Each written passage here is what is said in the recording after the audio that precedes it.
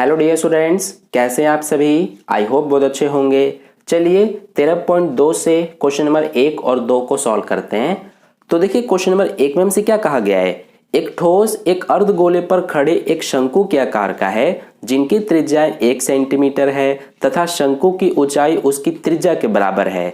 इस ठोस का आयतन पाई के पदों में ज्ञात कीजिए। तो देखिए डियर स्टूडेंट्स, इस क्वेश्चन के लिए हमारी कुछ इस तरह से एक आकृति बनेगी, क्योंकि क्वेश्चन में हमसे कहा गया है कि जो ठोस है वो एक अर्धगोले पर खड़े एक शंकु के आकार का है, यानी कि इसमें एक अर्धगोला भी है तो ये नीचे अर्धगोला हो गया और ऊपर एक शंकु भी है तो ये शंकु हो गया। तो हमसे कहा गया है कि अर्धगोला और शंकु दोनों की ही त्रिज्या 1 सेंटीमीटर है, तो ये यहाँ से यहाँ तक 1 सेंटीमीटर की त्रिज्या हो गई। और ये भी कहा गया है कि जो शंकु है उसकी जो ऊंचाई है वो उसकी त्रिज्या के बराबर है, तो शंकु की ऊंचाई यहां से लेकर यहां तक हो जाएगी। ठीक है, तो इसकी ऊंचाई इसकी त्रिज्या के बराबर है, तो इसकी त्रिज्या अगर 1 सेंटीमीटर है तो इसकी जो ये ऊंचाई है ये भी 1 सेंटीमीटर का ही होगा। ठीक है, अब हमें बताना है कि जो हमारा ये ठोस है इसका आयतन, और वो भी पाई के पदों में। तो देखिए ये हम कैसे बताएंगे, ध्यान देना, हमें इसका आयतन ज्ञात करना है। तो आयतन क्या होगा, थोड़ी देर के लिए मान लीजिए कि जो हमारा ये ठोस है ये अंदर से पूरा खाली है, तो इसमें हमें पानी भरना है, ये आप मान लीजिए। तो हम ये देखेंगे कि इसमें हम कितना पानी भर सकते हैं, तो यही पता करने के लिए हम आयतन ज्ञात करते हैं।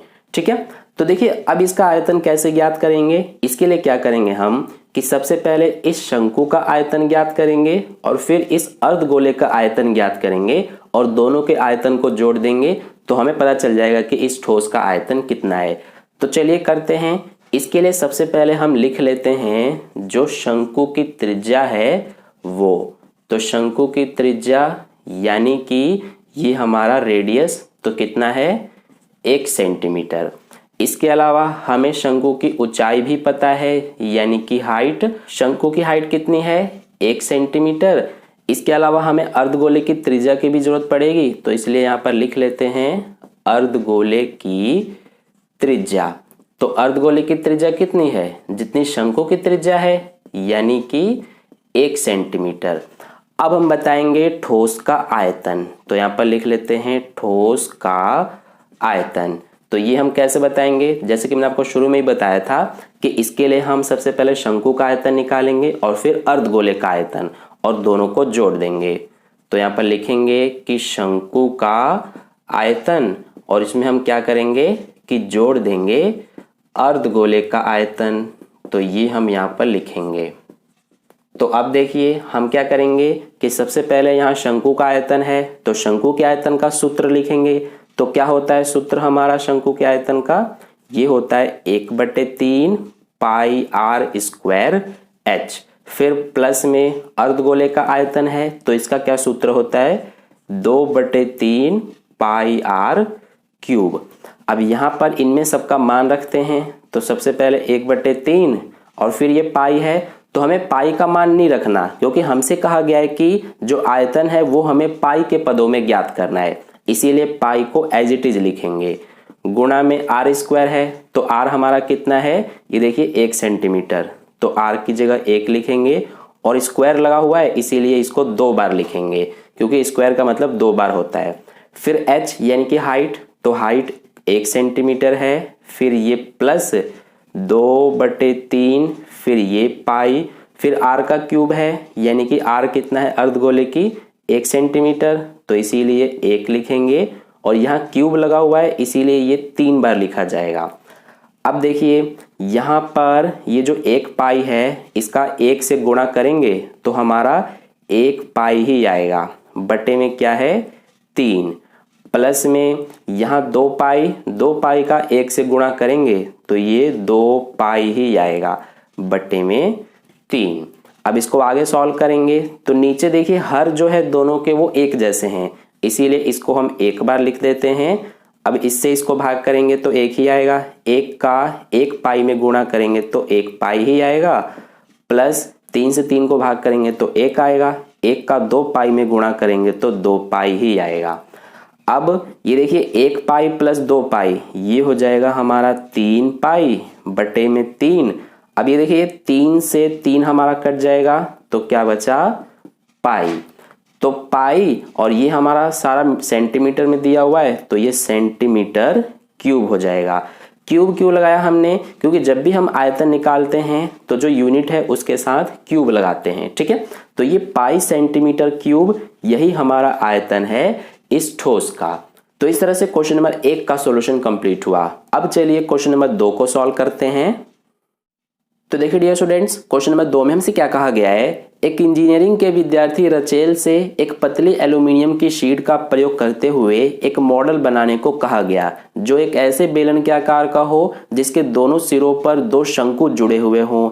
इस मॉडल का व्यास 3 सेंटीमीटर है और इसकी लंबाई 12 सेंटीमीटर है। यदि प्रत्येक शंकु की ऊंचाई 2 सेंटीमीटर हो तो रचेल द्वारा बनाए गए मॉडल में अंतर्विष्ट हवा का आयतन ज्ञात कीजिए। तो देखिए डियर स्टूडेंट्स, इस क्वेश्चन के लिए हमारी कुछ इस तरह से एक आकृति बनेगी, क्योंकि क्वेश्चन में हमसे कहा गया है कि जो मॉडल है वो एक बेलन के आकार का है और इसके दोनों सिरों पर 2 शंकु जुड़े हुए हैं। तो देखिए बीच में हमारा ये मॉडल एक बेलन के आकार का है और इसके दोनों सिरों पर यानी कि ऊपर और नीचे 2 शंकु जुड़े हुए हैं। तो हमें कहा गया है कि जो मॉडल है उसका व्यास 3 सेंटीमीटर है, तो ये व्यास यहाँ से यहाँ तक 3 सेंटीमीटर हो जाएगा। ऐसे ही नीचे यहाँ से यहाँ तक 3 सेंटीमीटर हो जाएगा। और हमें पूरे मॉडल की जो लंबाई है वो 12 सेंटीमीटर दी गई है। इसके अलावा जो ये दोनों शंकु हैं इनकी ऊंचाई हमें 2 सेंटीमीटर दी हुई है, यानी कि शंकु की ऊंचाई यहाँ से यहाँ तक हो जाएगी तो ये 2 सेंटीमीटर। ऐसे ही नीचे वाले शंकु की ऊंचाई ये भी 2 सेंटीमीटर, ठीक है। तो हमें बताना है कि इस मॉडल में अंतरिक्ष हवा का आयतन, यानी कि आप ये मान लीजिए सीधा सीधा कि हमें इस मॉडल का आयतन बताना है। तो देखिए ये हम कैसे बताएंगे, इसके लिए क्या करेंगे हम कि सबसे पहले जो मॉडल है हमारा ये एक बेलन और 2 शंकुओं से मिलकर बना हुआ है। तो हम सबसे पहले बेलन का आयतन निकालेंगे और फिर 2 शंकु का आयतन निकालेंगे और सबको जोड़ देंगे, ठीक है। तो चलिए करते हैं। इसके लिए सबसे पहले हमें जो ये हमारा मॉडल है इसमें ये बीच में जो बेलन है इसका व्यास 3 सेंटीमीटर दिया हुआ है, तो इसी को अपने सॉल्यूशन में सबसे पहले लिखेंगे, यानी कि बेलन का व्यास यानी डायामीटर। तो ये हमें कितना दिया हुआ है, 3 सेंटीमीटर। तो देखिए हमें त्रिज्या की जरूरत पड़ेगी, इसीलिए यहाँ पर त्रिज्या लिख लेंगे यानी कि रेडियस। तो रेडियस कितना हो जाएगा, जो हमारी त्रिज्या होती है वो व्यास की आधी होती है, तो इसीलिए 3 का आधा कर देंगे यानी 2 से भाग, तो ये हो जाएगा 3/2 सेंटीमीटर। इसके अलावा हमें बेलन की ऊंचाई की भी जरूरत पड़ेगी यानी कि हाइट। तो देखिए हमारा जो इसमें मॉडल में ये बेलन है सिर्फ यहाँ से यहाँ तक है, तो इसकी तो लंबाई यानी कि इसकी ऊंचाई हमें नहीं पता है, हमें इस पूरे मॉडल की ऊंचाई पता है। ध्यान देना, हमें क्वेश्चन में लंबाई कहा गया है तो हम लंबाई को ही ऊंचाई मानेंगे, ठीक है। तो इसीलिए हमें इस पूरे मॉडल की ऊंचाई पता है 12 सेंटीमीटर, लेकिन हमें इस बेलन की ऊंचाई पता करनी है। तो देखिए ये हम कैसे करेंगे, बेलन की ऊंचाई सिर्फ यहाँ से यहाँ तक है, तो इसको पता करने के लिए क्या करेंगे हम कि ऊपर से ये शंकु की ऊंचाई और नीचे से ये शंकु की ऊंचाई को घटा देंगे, यानी कि ऊपर से 2 सेंटीमीटर और नीचे से 2 सेंटीमीटर। तो देखिए यहाँ पर लिख लेते हैं, क्या घटाएंगे हम, पूरे में से यानी कि 12 सेंटीमीटर में से ऊपर से ये 2 और नीचे से ये 2, यानी कि 2 और 2 कितने हो गए, 4। तो 12 में से 4 घटाएंगे तो 8 सेंटीमीटर आ गया, यानी कि जो बेलन है यहाँ से यहाँ तक इसकी ऊंचाई 8 सेंटीमीटर है।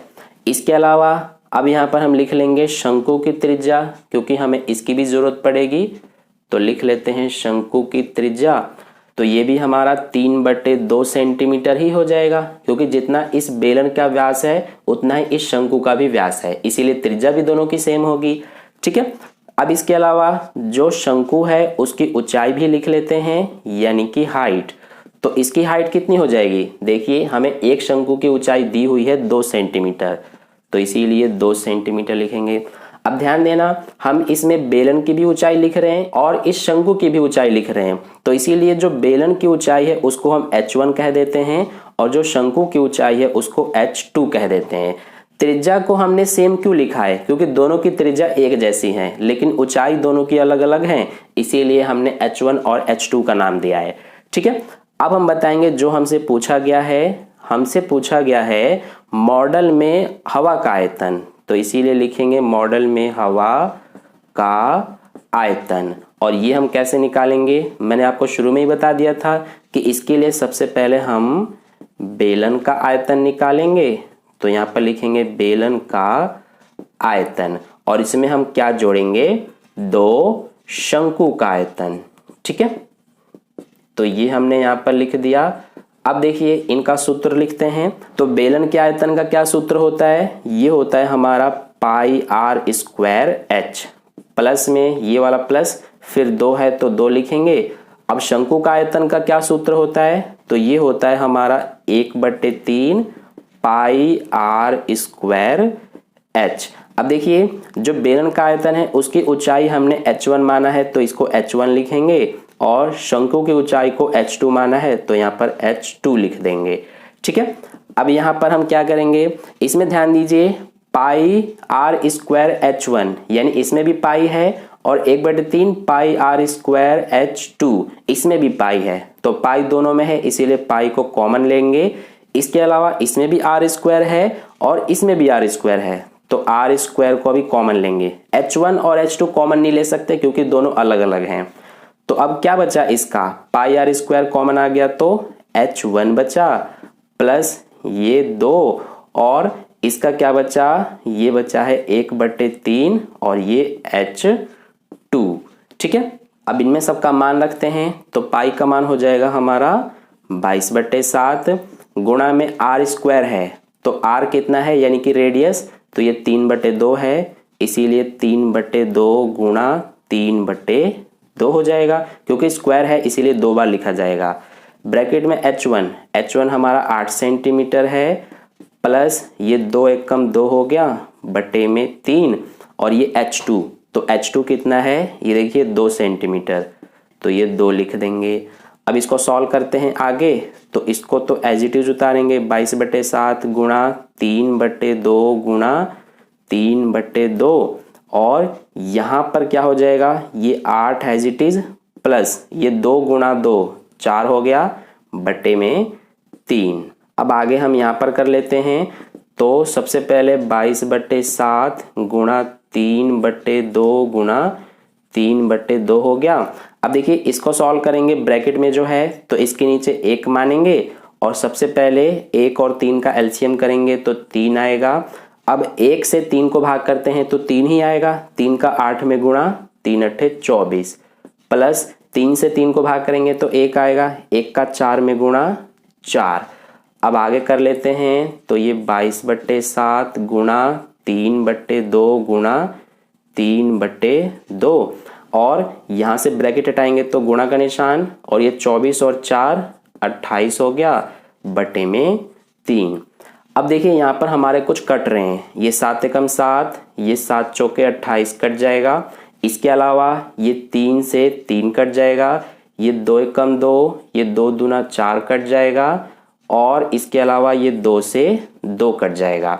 तो हमारे पास अब क्या बचा, 22 गुणा 3, सिर्फ यही बच रहा है, तो दोनों का गुणा कर देंगे तो 22 तिया 66 हो जाएगा, और ये सारा क्योंकि सेंटीमीटर में है इसीलिए सेंटीमीटर क्यूब आ जाएगा। तो ये हमारा 66 सेंटीमीटर क्यूब, यही इस मॉडल में अंतर्विष्ट हवा का आयतन है, यानी कि यही आंसर है। तो इस तरह से क्वेश्चन नंबर 2 का सॉल्यूशन कंप्लीट हुआ। आई होप आपको क्वेश्चन नंबर 1 और 2 का सॉल्यूशन अच्छे से समझ में आ गया है। अगर आपको वीडियो अच्छा लगा है तो वीडियो को लाइक कर देना, अपने दोस्तों के साथ भी शेयर कर देना, और अगर आप चैनल पर नए आए हैं तो चैनल को सब्सक्राइब करके बगल में जो बेल आइकन आता है उस पर ऑल नोटिफिकेशन पे क्लिक कर लेना, ताकि नेक्स्ट वीडियो जैसी अपलोड की जाए उसका नोटिफिकेशन सबसे पहले आपको मिल जाए। मिलते हैं फिर नेक्स्ट क्वेश्चन के लिए नेक्स्ट वीडियो में। धन्यवाद।